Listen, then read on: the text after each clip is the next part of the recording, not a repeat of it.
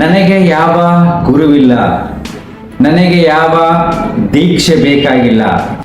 ಪ್ರತಿದಿನ ಹೆಣಗಳು ಬರ್ತಾ ಇರ್ತವೆ, ಅದು ಸುಡ್ತಾ ಇರ್ತವೆ, ಅದು ನೋಡ್ತಾ ಇರು. ಸ್ಪಿರಿಚುವಲ್ ಆಗಿ ಯೋಚನೆ ಮಾಡೋಣ.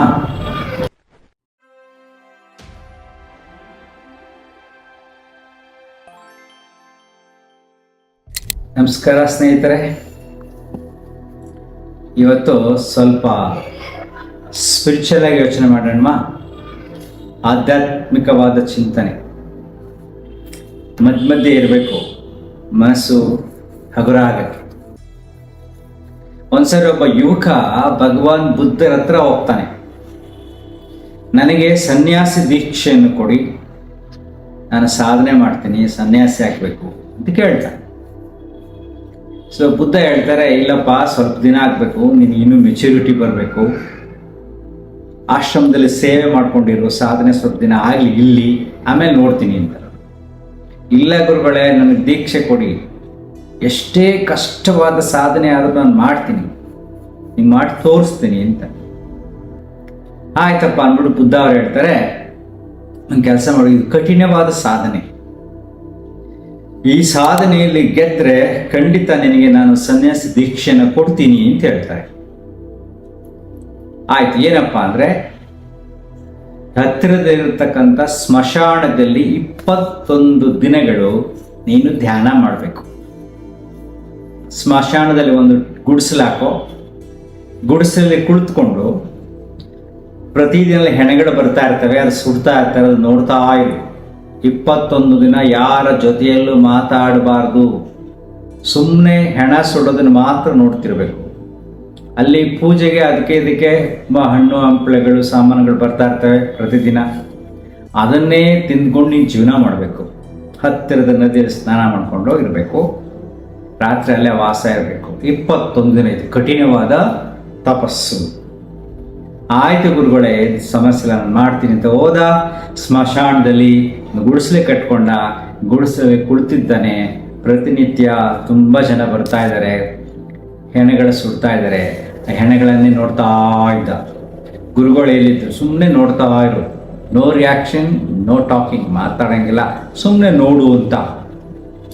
ಸೊ ಇವನು ಅದೇ ರೀತಿ ಮಾಡ್ದ.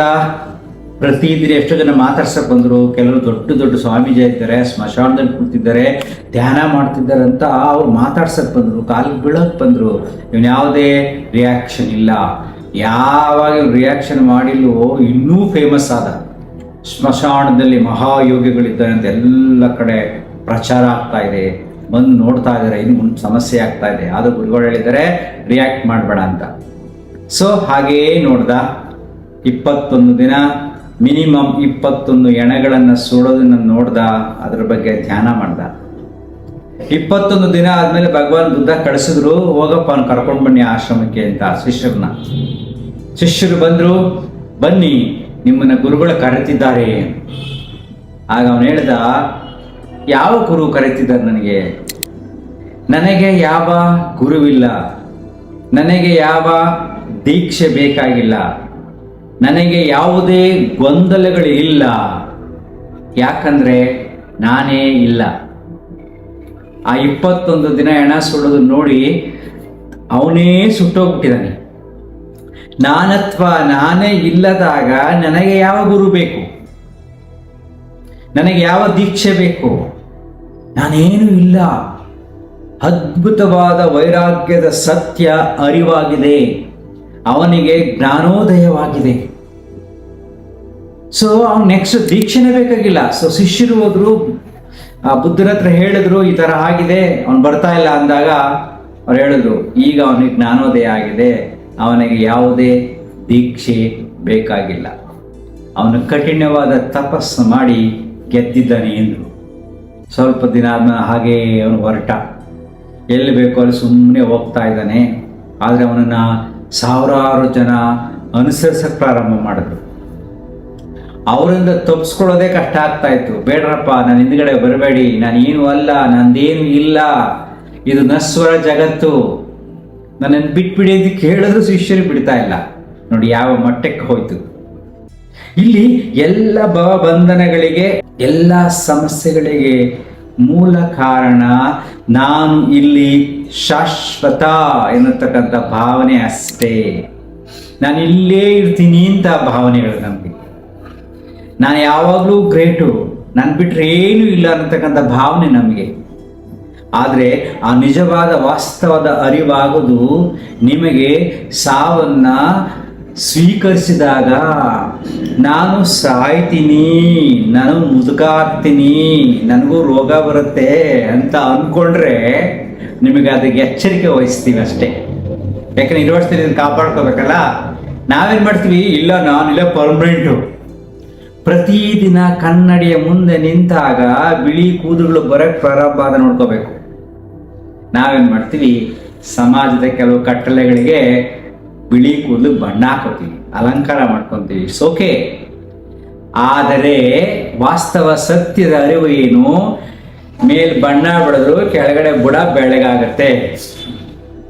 ಎಷ್ಟೇ ನೀನು ಊಟ ಮಾಡೋದು ಎಷ್ಟು ಸೊಗಸಾಗಿದೆ ನಿಮಗೆ ಆಶ್ಚರ್ಯ ಆಗುತ್ತೆ. ಕಿವುಡುತನ ಓದೀತೆ ಕರ್ಣ ಕುಂಡಲದಿಂದ. ಈ ಕಿವುಡುತನ, ಈ ಒಳ್ಳೆ ವಜ್ರದ ಉಂಗುರ ಹಾಕೊಂಡ್ಬಿಟ್ರೆ ಕಿವುಡುತನ ಹೋಗುತ್ತಾ?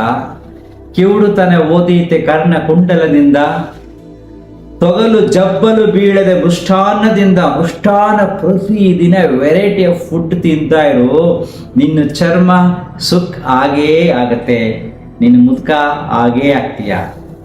ತೊಗಲು ಜಬ್ಬಲು ಬೀಳದೆ ಮೃಷ್ಟಾನ್ನದಿಂದ. ಸಿರಿ ಬಡತನಗಳೊಂದೇ ಈ ಭುವಿಯ ಪರಿಣಾಮದಲ್ಲಿ ಜವರಾಯ ಸಮವರ್ತಿ ಮಂಕುತಿಮ್ಮ. ಈ ಭೂಮಿ ಮೇಲೆ ಸಿರಿ ಬಡತನಗಳು, ಶ್ರೀಮಂತ ಬಡತನ ಎಲ್ಲ ಒಂದೇ, ಎಲ್ಲರಿಗೂ ಜವರಾಯ ಸಮವರ್ತಿ ಅಂದರೆ ಸಾವು ಸಮಾನ. ಮಂಕುತಿಮ್ಮನ ಕಗ್ಗದಲ್ಲಿ ಡಿ ವಿ ಜಿಯವರು ಹೇಳಿದ್ದಾರೆ, ಸೊಗಸಾಗಿದೆ ನೋಡಿ. ಇದೆ ಭಗವಾನ್ ಬುದ್ಧನ ಕಥೆನಲ್ಲಿ ಇದು ಬರುತ್ತೆ. ಅಂದರೆ ಇಲ್ಲಿ ನಾನೇನು ಒಂದು ಆಧ್ಯಾತ್ಮಿಕವಾದ ಚಿಂತನೆ ಬಂದಾಗ ಅಟ್ಲೀಸ್ಟ್ ಪ್ರತಿದಿನ ನಿಮ್ಮ ದೇಹವನ್ನು ನೋಡಿದಾಗ ಮನಸ್ಸಿನಲ್ಲಿ ಒಂದು ಥಾಟ್ ಬರಬೇಕು. ಅದೇ ಉಳ್ಕೊಳ್ಳೋದು ಬೇಕಾಗಿಲ್ಲ. ಇಟ್ಸ್ ನಾಟ್ ಥಿಂಕಿಂಗ್ ನೆಗೆಟಿವ್ಸ್ ಅಂತಲ್ಲ, ವಾಸ್ತವ ಸತ್ಯ. ಸೊ ಇರುವ ಕ್ಷಣವನ್ನು ಲವಲವಿಕೆಯಿಂದ ಖುಷಿಯಿಂದ ನನ್ನ ಕರ್ತವ್ಯನ ಮಾಡ್ಕೊಂಡು ಹೋಗ್ಬೇಕಷ್ಟೇ. ಒಂದು ದಿನ ಕಳೆದ್ರೆ ಒಂದು ದಿನ ಸಾವಿನ ಹತ್ತಿರಕ್ಕೆ ಹೋದ್ರಿ ಅಂತ. ಒಂದೊಂದು ಬರ್ತ್ಡೇ ಮಾಡಲು ಕೂಡ ಒಂದು ವರ್ಷ ಖಾಲಿ ಆಯಿತು ಅಂತ. ಸೊ ಯಾವಾಗ ಮನುಷ್ಯ ಸಾವಿನ ಬಗ್ಗೆ ಚಿಂತನೆ ಮಾಡ್ತಾನೋ, ಸತ್ಯದ ಅರಿವಾಗ್ತಾನೋ, ಆಗ ಮನಸ್ಸು ಶಾಂತವಾಗುತ್ತೆ. ಅದು ಜ್ಞಾನ, ಇದು ಆಧ್ಯಾತ್ಮಿಕತೆ. ಆಧ್ಯಾತ್ಮಿಕತೆ ಅಂದ್ರೇನು? ಸತ್ಯವನ್ನ ತಿಳ್ಕೊಳ್ಳೋದು. ಯಾವುದು ಸತ್ಯ? ಸತ್ತ ಮೇಲೆ ಎಲ್ಲೋ ಸ್ವರ್ಗದ ಸುಖವಾಗಿರ್ತೀನಿ, ನಾನು ಹಂಗಿರ್ತೀನಿ, ಹಿಂಗಿರ್ತೀನಿ, ನೀನು ಕೇಳೋದೆಲ್ಲ ಭಗವಂತ ಕೊಟ್ಬಿಡ್ತಾನೆ, ನೀನು ಖುಷಿಯಾಗಿರ್ತೀನಿ, ಅದು ಅಲ್ಲ. This is a reality. ಪ್ರತಿದಿನ ಈ ದೇಹ ನೋಡು, ಅದು ಹೆಂಗೆ ಮಾಗ್ತಾ ಇರುತ್ತೆ. ಅದನ್ನ ನೋಡಿದಾಗೆಲ್ಲ ವಯಸ್ಸಾದಂಗೆಲ್ಲ ಮನಸ್ಸು ಸಮಾಧಾನ ಆಗಬೇಕು. ಜಾಸ್ತಿ ಬಂಧನಗಳಿಗೆ ಸಿಹಾಕೊಂಬಾರ್ದು. ಅದಕ್ಕೆ ಹಿಂದಿನ ಕಾಲದಲ್ಲಿ ವಯಸ್ಸಾದ್ರ ಕಾಲಕ್ಕೆ ಯಾಕಪ್ಪ ಬೀಳ್ತಿದ್ರು ಅಂದರೆ, ಅವರು ಜೀವನದಲ್ಲಿ ಎಲ್ಲ ಕಷ್ಟ ಸುಖಗಳನ್ನು ಅನುಭವಿಸಿ ಮನಸ್ಸು ಪರಿಪಕ್ವವಾಗಿರುತ್ತೆ, ಮನಸ್ಸು ಶಾಂತವಾಗಿರುತ್ತೆ, ಮನಸ್ಸಿನಲ್ಲಿ ತುಂಬ ಪ್ರೀತಿ ಗೌರವ ಎಲ್ಲ ತುಂಬಿಕೊಂಡಿರುತ್ತೆ. ಯಾಕಂದ್ರೆ ಜೀವನಾನುಭವ ಆ ಮಟ್ಟಕ್ಕೆ ತಂದಿರುತ್ತೆ. ಅವರ ಮನಸ್ಸಿನಿಂದ ಆರೈಕೆ ಮಾಡಿದ್ರೆ ನನಗೆ ಒಳ್ಳೆಯದಾಗುತ್ತೆ ಅಂತ. ಎಷ್ಟೋ ಜನ ಹಿರಿಯರಲ್ಲಿ ಆ ಗುಣ ಎಲ್ಲಿದೆ? ಮನಸ್ಸು ಶಾಂತತೆ ಇಲ್ಲವೇ ಇಲ್ಲ. ಸೊ ಅದಕ್ಕೆ ನಾನು ಹೇಳೋದು, ನೀವು ಆಧ್ಯಾತ್ಮಿಕ ಚಿಂತಕರಾಗಬೇಕಾದ್ರೆ ವಾಸ್ತವ ಸತ್ಯವನ್ನು ಸ್ವೀಕರಿಸಿ. ನೋಡಿ, ಆ ಬುದ್ಧನ ಕಥೆ ಎಷ್ಟು ಸೊಗಸಾಗಿದೆ ನೋಡಿ. ನಾನೇ ಇಲ್ಲದಾಗ ನನಗೇನು ಬೇಕು? ನಾನು ಆ ಬೆಂಕಿಯಲ್ಲಿ ಸುಟ್ಟೋಗ್ಬಿಟ್ಟಿದೆ.